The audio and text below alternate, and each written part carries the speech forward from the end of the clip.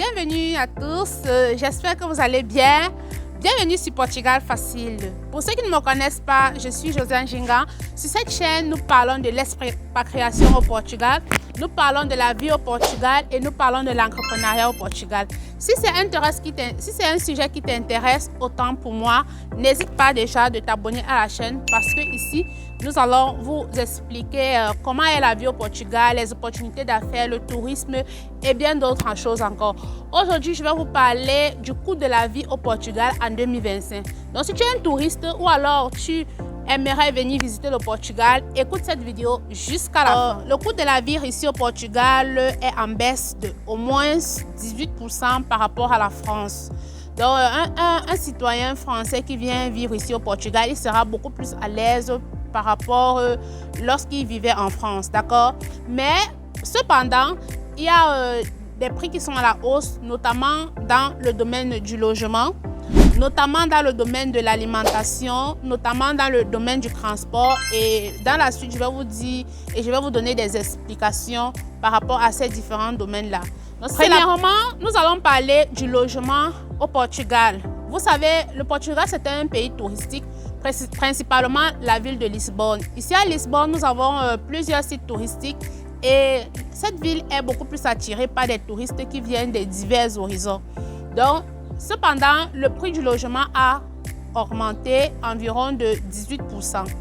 Dans les centres-villes, notamment dans les quartiers comme Lisbonne, au centre de Lisbonne, Alfagama, nous avons également les quartiers comme Aero Roma, nous avons également les quartiers comme Almeida.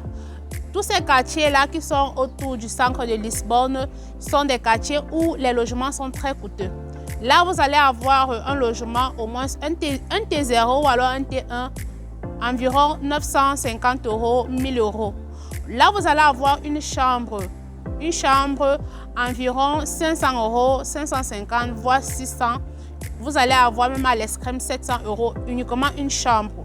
Donc, si vous voulez venir ici au Portugal, il faut vous préparer conséquemment par rapport au logement. Et ça peut être des logements pour courte durée ou alors pour longue durée.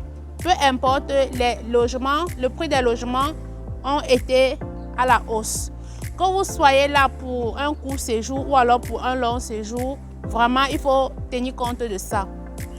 Deuxièmement, si nous parlons côté alimentation, ici, les prix, par exemple, du pain, de la viande, des produits de première nécessité ne font que grimper sur les supermarchés. Et au niveau du restaurant, vous allez avoir des cafés qui vont augmenter de 10 à 30 centimes par tasse. Et également, au niveau des restaurants, des plats dans un restaurant, par exemple, vous allez avoir un plat au restaurant à partir de 10 à 30 € par personne dans les restaurants normaux. Et dans les restaurants haut de gamme, vous allez avoir un plat à partir de 30 à 50 € par personne. Donc là, il faut vous préparer en conséquence. Troisièmement, le transport. Vous savez, dans un pays, le transport est très important. Sans transport, on ne peut pas se déplacer. Sans transport, on ne peut pas vaquer à ses occupations. Sans transport, on va rester scotché à la maison. Donc, le transport est très important. Donc, lorsque vous voulez venir à Lisbonne, il faut budgétiser déjà votre transport. Vous devez vous poser la question, est-ce que vous voulez prendre des transports en commun ou alors est-ce que vous voulez prendre un véhicule? Vous avez un véhicule en location ou alors vous venez avec votre propre véhicule? Ça, ce sont les deux questions que vous devez déjà répondre. Et la première option, si vous prenez les transports publics, c'est-à-dire vous allez recharger une carte mensuelle à hauteur de 40 €, vous aurez besoin de Lisboa Card ou alors vous aurez besoin de la carte Nivagente, la carte jaune. Vous devez la recharger par mois. Elle se recharge généralement à partir du 25 du mois précédent jusqu'au 1er. Mais elle commence à fonctionner du 1er jusqu'au 30 ou 31 du mois, d'accord? Ça veut dire quoi? Ça veut dire que si vous la rechargez par exemple le 10, elle sera valable jusqu'au 30 ou jusqu'au 31 du mois. Et à partir du 1er, vous serez obligé de recharger un autre forfait.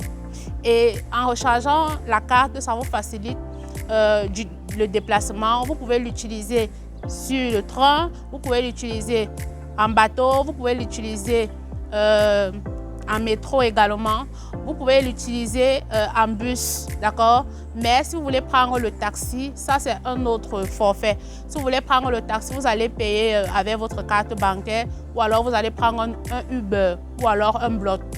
Mais les transports en public, c'est uniquement avec la carte. Mais le taxi, ce n'est pas un transport en public, c'est un transport privé, d'accord? Pour le secteur télécommunications, nous avons des opérateurs de télécommunications ici comme Vodafone. Vous pouvez aller chez ces opérateurs téléphoniques pour prendre une carte SIM, que ce soit Vodafone, que ce soit Meo, que ce soit Noche, que ce soit d'autres opérateurs téléphoniques. Vous pouvez aller là-bas pour prendre une carte SIM avec un abonnement mensuel et vous allez payer chaque mois. Chez ces opérateurs, vous avez la possibilité de prendre un abonnement mobile ou alors un abonnement Wi-Fi pour la maison, d'accord? Et ça ne coûte vraiment pas cher et chaque opérateur a ses prix en fait. Donc vous pouvez visiter ces 3 opérateurs déjà pour voir ce qu'ils proposent et en fonction de vos besoins, vous pouvez choisir quel opérateur va vous convenir le mieux. Par rapport au salaire ici au Portugal, les salaires ne sont pas vraiment très élevés. Les salaires avoisinent 870 net à 1200, 1100 brut. Donc, si on va enlever les taxes et tout ce qui va avec, vous pouvez vous retrouver facilement avec 900 € par mois pour un début.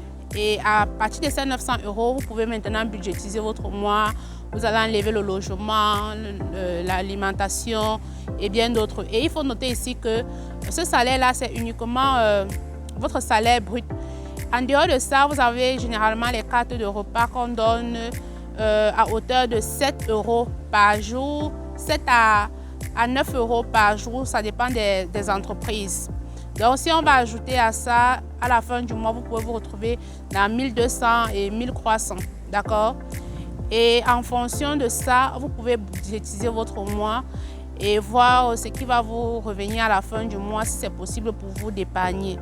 Mais, en grosso modo, au Portugal, il n'y a pas de gros salaires comme en Allemagne et bien d'autres pays, d'accord? Il est important ici de noter que le coût de la vie est très élevé dans la ville de Lisbonne, vu que Lisbonne, c'est la capitale. Si vous voulez réduire les coûts, vous pouvez vous diriger dans les villes telles que Porto. À Porto, nous avons environ 5% du coût. À Porto, nous avons environ 5% de réduction par rapport à Lisbonne. Et vous avez également les villes comme Algarve. Vous avez également les villes comme Coimbra. Là, ce sont des villes qui sont moins coûteuses et moins chères. Les produits sont moins chers et vous pouvez très bien vous en sortir étant là-bas. Si vous êtes un nouveau arrivant au Portugal et vous n'avez pas un gros budget, ou alors si vous voulez visiter le Portugal et vous n'avez pas un gros budget, je vous recommande principalement les villes de Coimbra, les villes de Algarve et également les villes de Porto. D'accord? Bien que le coût de la vie au Portugal soit moins élevé par rapport à la France, le Portugal est notamment un très bon pays côté touristique. Et si vous voulez venir au Portugal, que ce soit pour le tourisme, que ce soit pour un travail, que ce soit pour entreprendre, bref, peu importe votre projet de voyage pour le Portugal, je vous recommande vivement de bien budgétiser votre voyage, de bien le planifier et de choisir des régions qui vont convenir à votre budget. D'accord? Donc, je vous remercie déjà pour votre temps. Je vous remercie d'avoir pris le temps pour écouter cette vidéo jusqu'à la fin. Sur cette chaîne, nous parlons du Portugal, nous parlons de l'entrepreneuriat au Portugal. Et si cela t'intéresse, n'oublie pas déjà de t'abonner. Et dites-moi en commentaire qu'est-ce qui t'a plu sur cette vidéo. Et également, quel sujet aimerais-tu que j'en parle sur le Portugal? Est-ce que tu planifies venir au Portugal faire tes vacances? Quand est-ce que tu voudrais arriver ici à Lisbonne? Je serais vraiment contente de t'accueillir et de te guider, d'accord? Je vous remercie et on se voit à très bientôt pour une prochaine vidéo. Ciao!